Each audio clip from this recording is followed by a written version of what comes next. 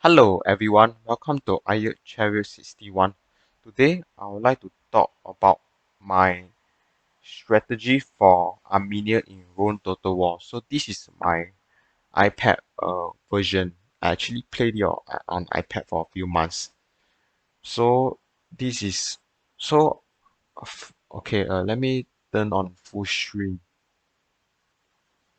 Okay, so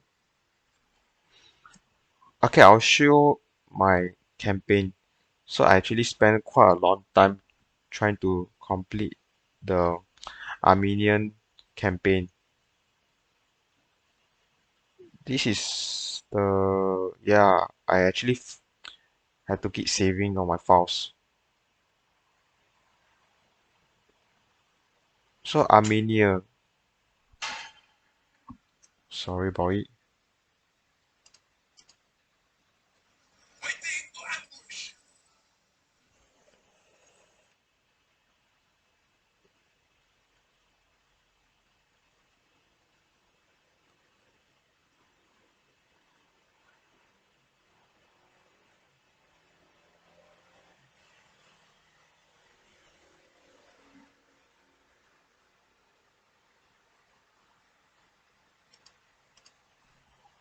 Okay, sorry for the interruption.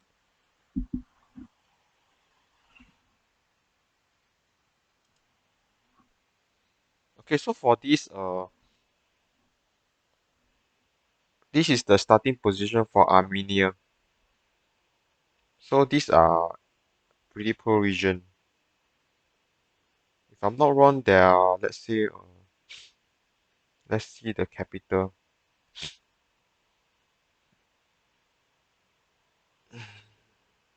The income is not a lot, it's 3 to 5. If you look at the sorry income for 337, population also low.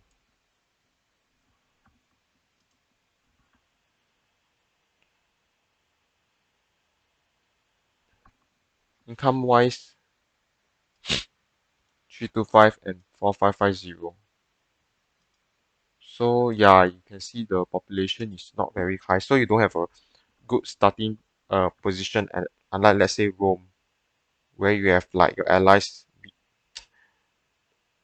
backing you from. So let's say Rome, if you, let's say you play as a July, you have two Roman allies that are covering your backs, so you can easily expand northwards into the weaker Gallic tribes territory. So let's see. Okay, so for Armenia, the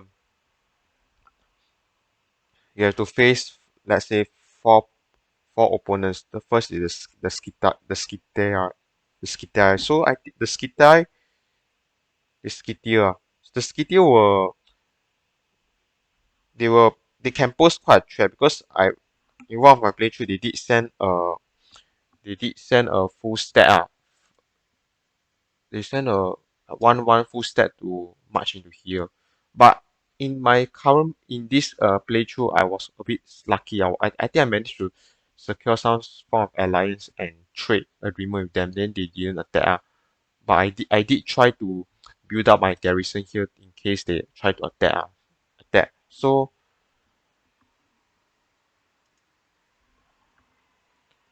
what I did was I yeah, I did the most basic thing. I actually expand towards the Parthian.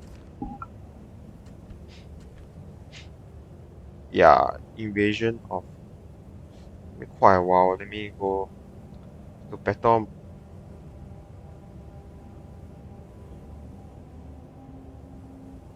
So I think it took me a very long time to fight. I fought against the. I think I so war with Parthian.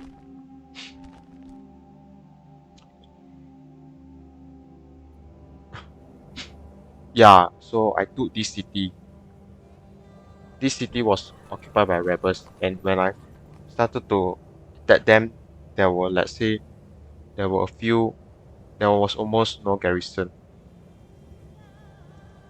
here, almost no garrison. And I send my spy down. So yeah, I think this is the yeah. I believe I have some form of trade agreement with them. Did I? They were still neutral. See, I was at this time. I think they're quite occupied with Seleucids here and the Greeks. The Greek. Okay, so yeah, so this is what I did.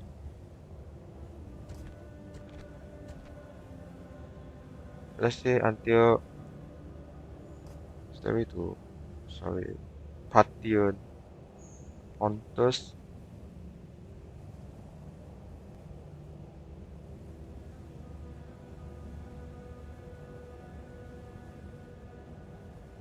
So after I was ready to fight against the Pontus.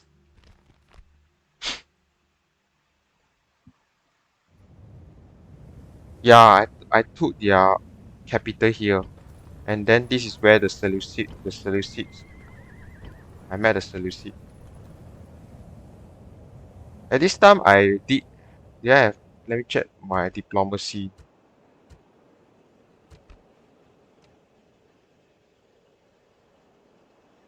Diplomacy wise,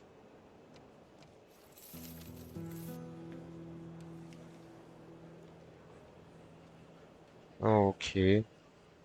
I think I didn't ally with the Scythia. Lucky they didn't attack me, but I did form a trade agreement with them if I'm not wrong. So Seleucid, yeah, I took the city here, but I did expect the Egyptian to eventually come. But if you look at the logistic wise here, you have to travel this like vast expanse of desert. So it's going to take some time for them to come. So I did get ready for Pontus. I have an army here. The army, sorry, I have an army here. Here as well.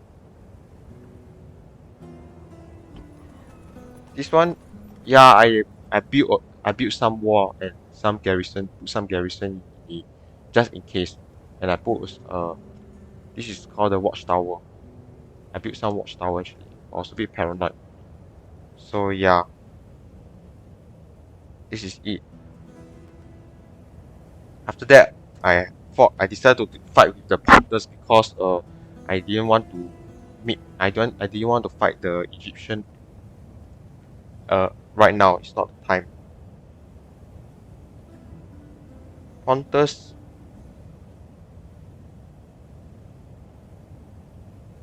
war with Pontus 3.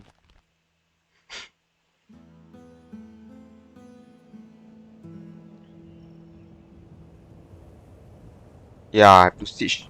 I noticed that this one didn't have any any like let's sorry. I noticed this one has very little garrison. They did have an army coming. So yeah, I was just betting that they won't come and reinforce in time. Because I usually use horse archer. This is the core of my army. So yeah, this is what I've done. Pontus,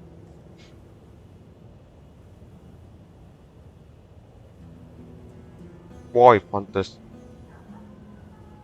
This is where I have a long war on Asia Minor.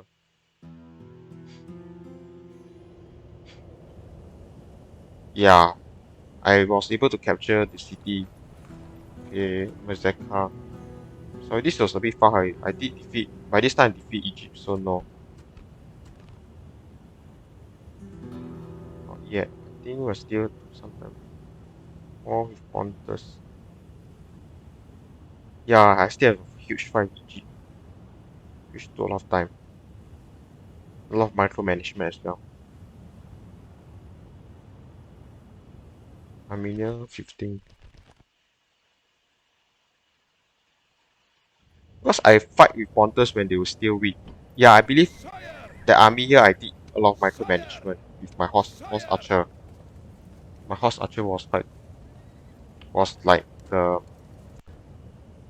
yeah, the horse archer was quite deadly. They did have a small city.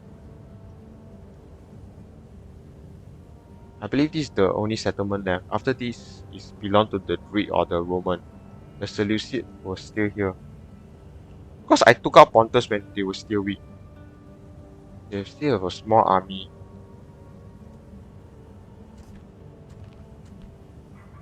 Yeah, I think this is what happened. After I fought with Pontus,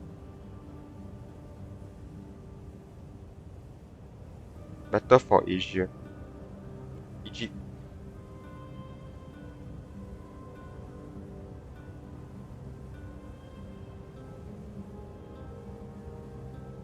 At this stage,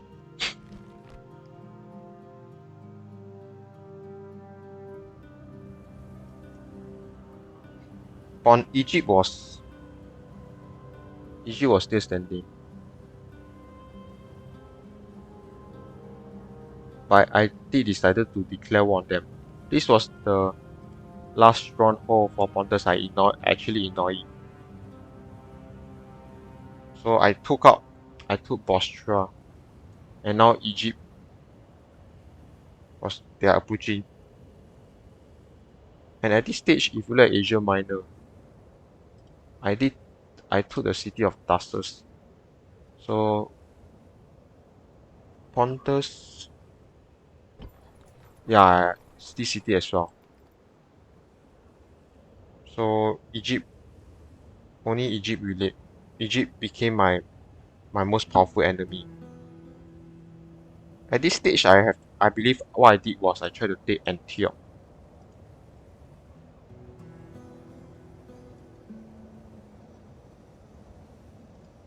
Yeah, so Antioch was so basically Egypt was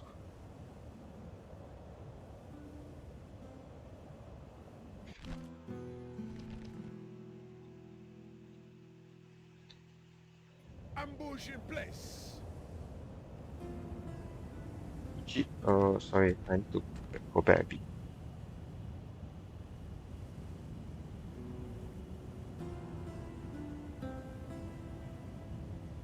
There's this ongoing war in Egypt.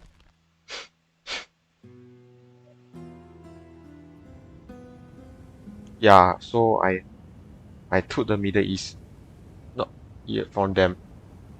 Quite a lot of micromanagement leader, but usually what happened was, as in, it's not only my Armenian campaign. A lot of campaign in the Middle East, I noticed once you took out Antioch, the rest is a march down. The rest is easy. That means because it's generally all these are unguarded.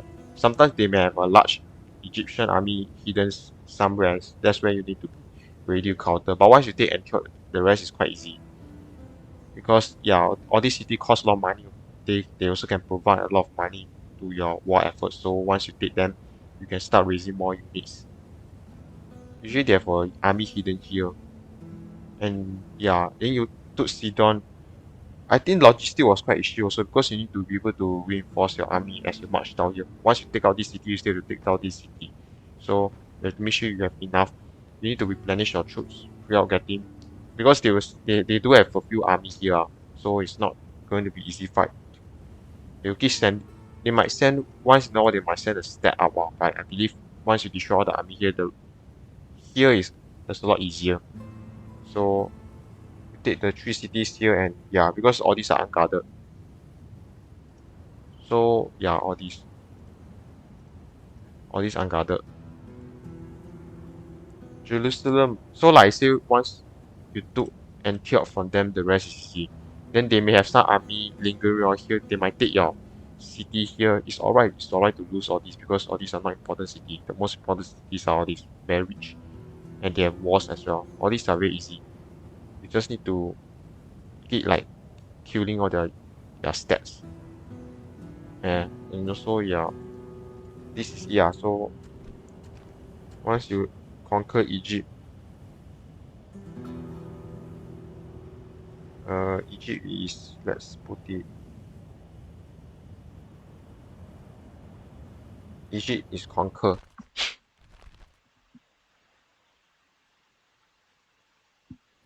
Yeah, here. Yeah, Egypt took out easy. Egypt took took out Egypt. This was the biggest headache when it comes to winning this campaign. After you took Egypt, you have this huge challenge. You have to face all these Roman armies.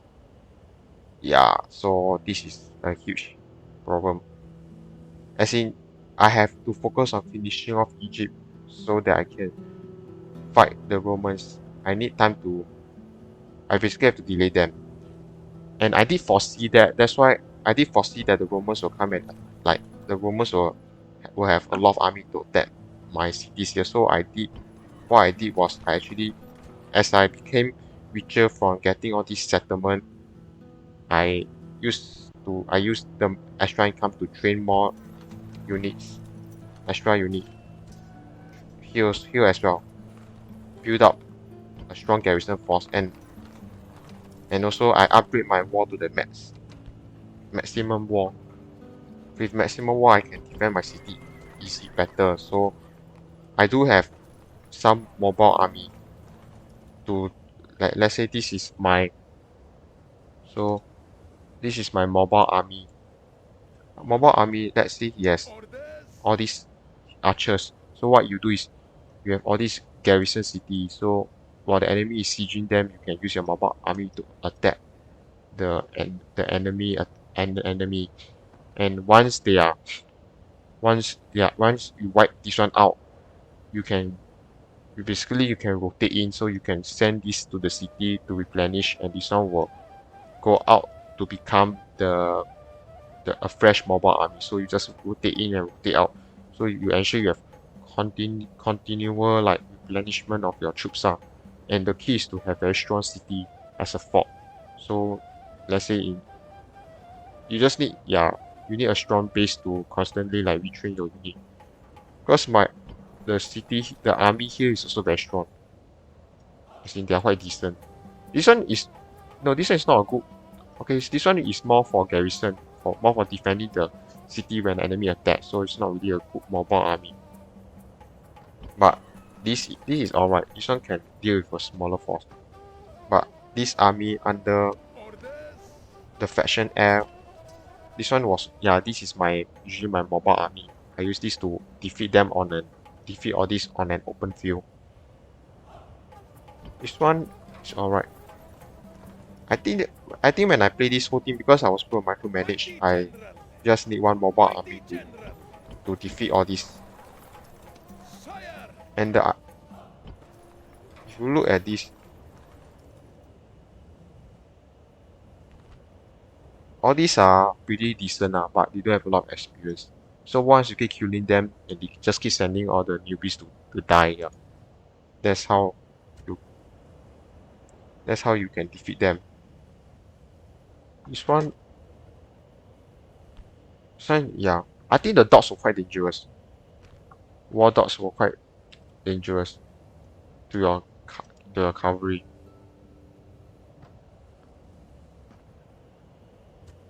Next is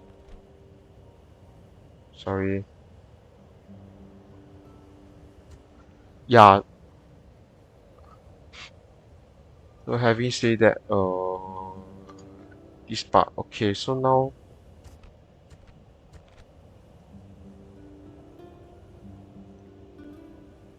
let's, oh yeah, I forgot to show you the comparing the faction strength.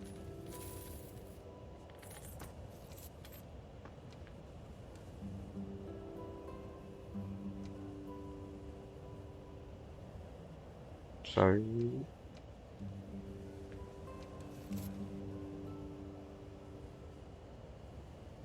Faction wise, I believe, let's say if you compare military, the Romans look at this. more than twice that of your army. So it's a very long siege, long war. I have to keep micromanaging. Yeah, I have to keep destroying the army.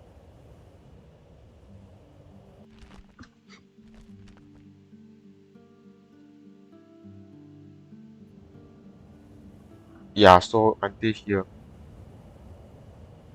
yeah, I was able to build up My a liege. sufficiently strong force, and I have this army My liege. ready to advance into Entry and clear. Sorry. So I did eventually, like, because I was a bit sick of the attrition. They keep sending in new army from here. So what I did, I eventually try to aim for. I try to take all the strategic point like this part, the port, and slowly cut them off from reinforcement. Yeah, so this I believe this is like the turning point in the war. So after this, Who shall die after this this, day? I start to use my assassin Who to shall kill their die generals. this day? And yeah, at this point, I think the Romans they were about to be defeated. Because if you look at the if you compare the Romans with mine, yeah, we're nearly equal lah, but they still able to maintain a slight lag for some time until I took over the entire Asia Minor. So Asia Minor is, yeah, at this point I took over Asia Minor, then I invade Greece, and at this point I became the strongest faction. I took over Asia Minor. I invaded Greece itself. So you look at my cash, my income is this is my income. It's just huge.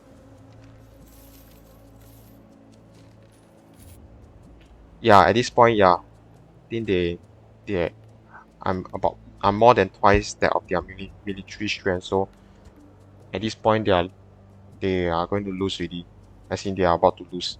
So yeah, after this I stopped because I believe at this point, even with the combined might of the Romans, they can't defeat me because I took over Greece, which is another source of wealth other than let's say Egypt. Yeah, other than basically once you take this one, Greece and this area, yeah, that's where all the you see all the trade routes as well as the seven wonders, the this statue of Rose. Yeah, at this point, yeah, I'm confident with this. So I decided to end the campaign here. Yeah, so let me know what you think, and if you have any strategies, like better strategies you can share. I think yeah, when I do this strategy, I was very slow and I had to keep grinding. But yeah, I guess this was what I did back then. Yeah, okay, so yeah, please like and subscribe. Thank you very much.